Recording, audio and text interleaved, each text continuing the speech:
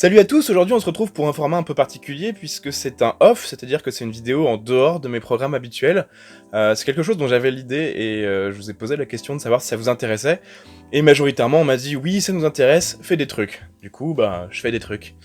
Donc l'idée de ce format, en tout cas des vidéos off comme ça, c'est de revenir un petit peu sur les épisodes que j'ai pu faire, notamment ceux de la réserve, où il y a énormément à dire, parce qu'en fait on traite des films en 20 minutes, enfin, voire moins parfois, puisque le dernier c'était 15 minutes, alors qu'en fait on pourrait en parler des heures, et c'est pour ça que je trouve ça sympa de revenir un peu dessus, et puis de parler aussi un peu de vos commentaires, parce que certains d'entre vous posent des questions qui sont hyper intéressantes, soulèvent des choses qui sont vraiment très intéressantes à traiter, et du coup je pense que c'est sympa de revenir un petit peu dessus pour ceux qui s'y intéressent, voilà. Du coup j'ai une petite liste, juste ici, avec des choses décrites dessus, pour revenir un petit peu sur le roi Arthur, puisque aujourd'hui on va parler du roi Arthur. Alors je ferai les autres vidéos un peu plus tard, à savoir c'était Chevalier et 300, ce qui est aussi des choses à dire. Et voilà, du coup il va y avoir du bruit, parce que je fais ça vraiment en mode chez moi. Donc là il y a un bateau qui passe, je ne sais pas si vous l'entendez, mais moi ça me fait rire. Alors en premier lieu, voilà, explication du format, ça on l'a fait, parfait. Suivant, je ne me suis pas blessé. Alors oui, on m'a posé la question. J'ai effectivement un bandage sur la main. Je ne me suis pas blessé, hein. C'est une blague. C'est-à-dire que je fais semblant de me couper avec la dague en début d'épisode. Je sais que je suis un très mauvais acteur, mais tout ça c'est du faux. Et beaucoup de ketchup. Donc, on m'a posé la question, une question hyper intéressante, à savoir pourquoi est-ce qu'Hollywood réutilise sans cesse les mêmes clichés, puisque c'est ce que je dis dans la vidéo, en fait, les clichés dont je vous parle dans la réserve, vous allez voir qu'on les retrouve excessivement souvent. Et ben c'est une très bonne question, et c'est une question qui mérite, je pense, une vidéo complète, donc je la note pour la faire de côté, et je vous ferai un petit truc là-dessus, parce qu'effectivement, il y a des vraies questions à se poser là-dessus. Pourquoi est-ce qu'on a toujours les mêmes clichés ? Et c'est plutôt sympa. Et je voulais aussi signaler par rapport à cette question, je sais pas si certains d'entre vous ont vu Le Roi Arthur de Guy Ritchie, qui est sorti en 2017 je crois, ouais, effectivement, en 2017. Alors faut clairement aimer Guy Ritchie, mais ce qui est intéressant avec ce film, c'est qu'en fait il ne trompe personne. Il y a un peu d'utilisation de clichés, il y a un peu d'utilisation du Roi Arthur, des personnages, des choses comme ça, mais en fait à aucun moment on peut se dire que c'est historique, c'est juste pas possible. Le traitement fait que il y a trop de distance avec tout ça. Il y a d'autres films qui sont comme ça, en fait, des espèces de péplum, ou souvent mythologiques d'ailleurs, où on va tellement loin en fait dans le délire mythologique, dans les armures délirantes et tout ça, que du coup ça crée une distance, et le film devient plutôt intéressant comme ça, parce qu'il s'affranchit pleinement de l'historicité. Et je trouve que c'est un truc, une notion hyper intéressante, c'est à quel point est-ce qu'il y a des films en costume qui s'affranchissent complètement de l'historicité. Mais ça, j'y reviendrai aussi, parce que c'est vraiment une question que je soulève comme ça. Mine de rien, la réserve, c'est un format qui va s'étaler avec des programmes, des saisons, année par année, si jamais je tiens plusieurs années. Et donc, cette première année, on parle de films, mais après, on va parler de films et de l'adaptation historique dans les films, mais on va parler d'autres thématiques, bien sûr. Mais on va parler d'autres thématiques et d'autres supports, comme le jeu vidéo ou la série, même si la série, c'est un peu border avec le film, on a les mêmes clichés dans les séries que dans les films. Question suivante. Il y avait une remarque sur les arbalètes. Alors effectivement, j'ai pas voulu rentrer dans le détail dans la vidéo. Il faut savoir que les arbalètes, c'est un des sujets qui me passionne historiquement en termes d'objets, notamment les arbalètes médiévales, donc c'est un sujet sur lequel je peux parler vraiment excessivement longtemps, donc je vais essayer de me tenir un petit peu. On me signalait qu'effectivement il existait des arbalètes romaines et macédoniennes avec un design un peu différent. Je vais essayer de vous la mettre quelque part dans l'écran, je ne sais pas où, pour que vous puissiez voir à quoi ça ressemble. Voilà, ça ressemble à ça. Ce sont des arbalètes à torsion, c'est-à-dire qu'on n'a pas un arc qu'on va plier, entre guillemets, pour pouvoir envoyer le projectile, mais c'est la torsion des cordes qui va créer la puissance du projectile. Et donc ce sont les Macédoniens de Philippe, c'est-à-dire le père d'Alexandre le Grand, qui aurait inventé ce système-là, qu'on va retrouver sur beaucoup de machines de guerre romaines, et notamment sur des arbalètes à main qu'ils avaient à l'époque. C'est celle que je vous ai montré, je vous ai montré une reconstitution, à savoir celle-ci, voilà, qui est en fait basée sur des bas-reliefs que l'on a trouvés à cette période-là, et qui sont exposés actuellement en France. Voilà, c'est le bas-relief. Mais c'est vrai que cette arbalète-là a également existé et été très utilisée par les Romains, mais c'est toujours pas celle du film. Voilà. Même si le modèle est extrêmement intéressant, parce que les modèles à torsion ont été vraiment utilisés sur une période très courte, mais assez massivement. Il y a beaucoup d'anachronismes. J'ai noté beaucoup d'anachronismes. Il y a beaucoup d'anachronismes dans le roi Arthur. Et c'est vrai que vous avez été nombreux à me dire ouais, mais il y a ça aussi, il y a ça qui est pas correct.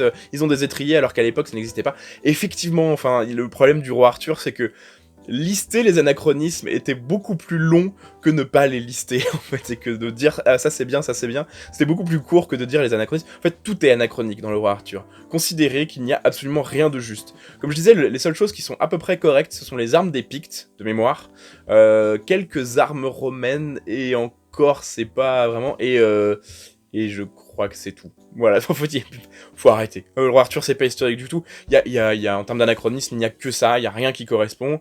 Donc oui, effectivement, il y a plein de problèmes. Un jour, si ça vous fait marrer, on fera des listes comme ça d'anachronismes complets, image après image, mais ça va être long et un peu contraignant. Mais ça peut être très drôle de le faire et de faire un nombre avec un bingo, ça peut être très sympa. Enfin, ce sera d'autres formats à réfléchir et des trucs qui peuvent être rigolos, effectivement. Voilà, donc beaucoup d'anachronismes dans le roi Arthur. N'essayez pas d'y voir une quelconque historicité, vraiment, c'est compliqué. Quand j'ai mis 1 à la fin, c'est vraiment parce que j'ai le cœur de mettre 0, les gens ont fait quelque chose, quoi. Alors après, il y avait la question des... on m'a dit, c'est dommage que t'expliques pas plus les Dark Age. Alors déjà, ouais, j'ai un chat, du coup, je l'ai pas le chat. Oui, la question du Dark Age est intéressante. On m'a dit, mais du coup, c'est quoi, c'est comment, est-ce que tu peux en parler, etc. Le Dark Age, alors, faut savoir que en anglais, c'est au pluriel, donc on dit Dark Ages, mais en France, comme j'ai un très bel accent. Mais en France, comme on a tous de très beaux accents, bah, en fait, on dit Dark Age. Enfin, moi, j'ai toujours entendu parler de Dark Age, et donc d'âge sombre, si on devait faire une traduction littérale. Donc c'est un terme qui est assez vieux en fait et qui désigne, enfin c'est un peu... Le sens a été mouvant, c'est-à-dire qu'à l'origine ça désigne une période de trouble ou une période désignée comme étant, perçue comme étant funeste par les historiens. C'est-à-dire que pendant très longtemps, à l'origine, le terme Dark Age s'applique en fait à tout le Moyen-Âge. Pendant très longtemps, les historiens ont considéré que le Moyen-Âge c'était le Dark Age. Et puis du coup, avec les recherches, on s'est rendu compte que c'était pas un âge si funeste que ça et qu'on pouvait pas tout mettre dans le même panier. Donc en fait, ça s'est restreint aux périodes où, en fait... Alors il y a deux termes, il y a deux définitions. La première, c'est restreint aux périodes où en fait c'est la chute de l'Empire romain, la fin de l'Empire romain, donc à la fin de l'Antiquité, et le début du Moyen-Âge, où en fait les grandes invasions ont complètement morcelé l'Empire romain, et donc on est sur une période de remise en question théorique des acquis de la société, une remise en question des équilibres économiques et de plein de choses, et donc on considère que c'est une période qui est funeste. Cependant, ça fait quelques années qu'en fait on revient de plus en plus dessus, parce qu'on découvre qu'en fait c'est une période qui, comme toutes les périodes, a ses mauvais côtés, mais aussi ses très bons côtés, avec des renouveaux très intéressants. Le deuxième terme, la deuxième explication du Dark Age, ce sont sur les périodes pour lesquelles on a peu de données archéologiques ou historiques, et sur lesquelles on a peu de connaissances, et donc du coup c'est une période sombre parce que méconnue. Mais en fait là encore, les recherches de ces dernières années tendent à mieux connaître cette période en fait du Dark Age, dans laquelle on a fourré tout, y compris le roi Arthur, et beaucoup de légendes, d'ailleurs de légendes européennes. Mais en fait, ces dernières années, on connaît de plus en plus cette période-là, on se rend compte que c'était une période qui était pas si funeste que ça, et donc tout mis bout à bout, la notion de Dark Age désigne une période qui en fait n'existe plus tellement, enfin, une période qui existe, mais le terme de Dark Age s'applique extrêmement mal à cette dernière. Voilà, mais bon, il y a des spécialistes de la question, et je vous invite à jeter un œil, parce que c'est vraiment très intéressant. On m'a demandé, est-ce qu'il y avait des... je passe à la question suivante, parce que c'est pareil, le Dark Age, c'est toute une période, donc on pourrait en parler très longtemps. On m'a demandé, finalement, est-ce qu'il y a des péplums réellement historiques? C'est une très vaste question, et c'est presque le fond de la réserve, en fait, mais je vais spoiler un petit peu. Oui, il y a des péplums qui ont une historicité hyper intéressante. Celui qui m'a le plus surpris, c'est le film Alexandre, dont on va évidemment parler un jour, parce que je dois parler un jour de ce film. Le film Alexandre, donc il raconte l'histoire d'Alexandre le Grand, qui est un film d'Oliver Stone, avec des personnages très désagréables, mais il n'en reste pas moins qu'en termes de respect de l'histoire, Alexandre, c'est aujourd'hui un des films que j'ai le plus apprécié sur les périodes, en tout cas sur la partie macédonienne et grecque, c'est-à-dire tout le premier tiers, voire les 2 premiers tiers du film. Il y a d'excellentes références historiques, on a des conseillers historiques qui ont été écoutés, il y a des recherches qui ont été faites, vraiment c'est impressionnant. Donc regardez le film Alexandre, au moins pour les 2 premiers tiers, le dernier tiers est un peu désagréable, mais les 2 premiers tiers en termes de visuel, c'est juste quasiment parfait, et c'est vraiment chouette. Après, si on reste dans l'Antiquité, il y a des choses qui ne sont pas inintéressantes. Je sais que ça va faire hurler, mais la série Spartacus a des fulgurances historiques qui sont tout à fait étrange, on s'y attend pas du tout parce que la série n'est pas du tout historique, mais il y a des fulgurances. La série Rome, en termes d'ambiance, la série de HBO Rome, est juste... en termes d'ambiance, on a quelque chose d'assez parfait. Alors, dans le détail, il faudrait que je la revoie en termes de costumes et d'équipements et tout ça. Je sais qu'elle est loin d'être parfaite, mais en termes d'ambiance, de ce que pouvait être Rome à l'époque, de l'ambiance qui se dégageait de Rome, en fait, je pense elle est vraiment très très cohérente. Après, en termes de film, c'est très compliqué parce que les films historiques respectent assez peu l'histoire en règle générale, et si on reste vraiment sur l'Antiquité, à part Alexandre, j'en ai pas vu beaucoup qui soient vraiment carrés. Enfin carrés, mais encore, c'est relatif, mais Alexandre, je peux presque considérer qu'il est carré. Imaginez, regardez-le, vraiment. Moi, ça va. La dernière fois que je l'ai revu, j'étais devant mon écran comme ça, et je me disais, mais bon sang, mais qu'est-ce qui se passe? Qu'est-ce que je suis en train de voir? C'était incroyable. Mais vraiment, on en parlera, et vraiment longuement, d'Alexandre. Mais oui, sinon, un autre film, voilà, ça ne me vient pas forcément. Ça ne me vient pas forcément, mais c'est normal. Gladiator n'est pas historique. Je sais que je vais en choquer beaucoup d'entre vous, mais Gladiator n'est pas historique. Spartacus est plus historique que Gladiator. Ouais, je sais, c'est dur. Je pense à mes copains qui font de la gladiature et qui, peut-être, vont voir ce que je suis en train de dire là et sont en train de pleurer devant leur écran. Je vous aime, vraiment. Mais, mais on y reviendra, vraiment, on y reviendra. Dernière question. Alors la dernière question, je sais qu'il y en a une, mais je ne l'ai pas notée. Oui, dernière question. Quelqu'un m'a dit, ton programme ressemble vachement, en tout cas la réserve ressemble vachement à On va faire court. Oui, mais complètement. Alors complètement. Oui et non, c'est-à-dire que il se trouve que c'est mon programme historique préféré. Je vais vous mettre un lien dans la description, je vais vous mettre un lien sur l'image. Il y a peut-être une vidéo qui sort tous les ans, mais c'est juste, pour moi, ce qu'on peut faire de parfait en termes de médiation du cliché. C'est vraiment très très bien. Alors c'est fait par...